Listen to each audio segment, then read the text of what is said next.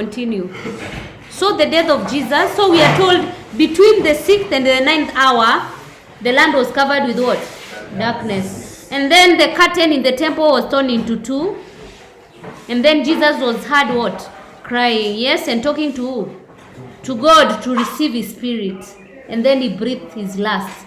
That is when the centurion, the Roman centurion, praised God and said that Jesus was what? Was innocent. So the multitude that was there during the crucifixion went home beating their breasts as a sign of repentance, because they allowed Jesus to be what? Crucified when he was innocent. So the women also who knew Jesus were at a distance watching all these things. From there we read about the death of Jesus. Luke chapter 23, now we start from verse 44 to 50. 44 to 50. It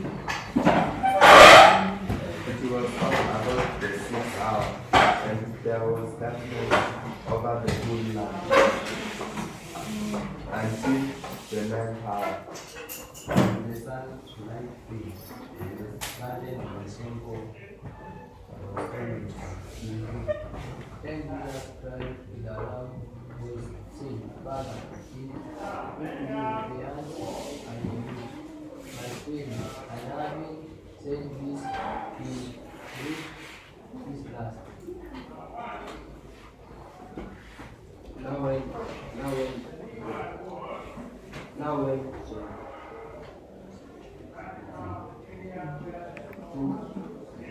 centurion saw what he had. Now when the centurion saw what had taken place, he praised God and said, something this man was in.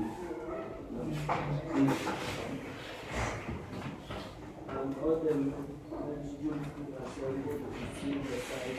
When they saw what had taken place, they turned up, beating them.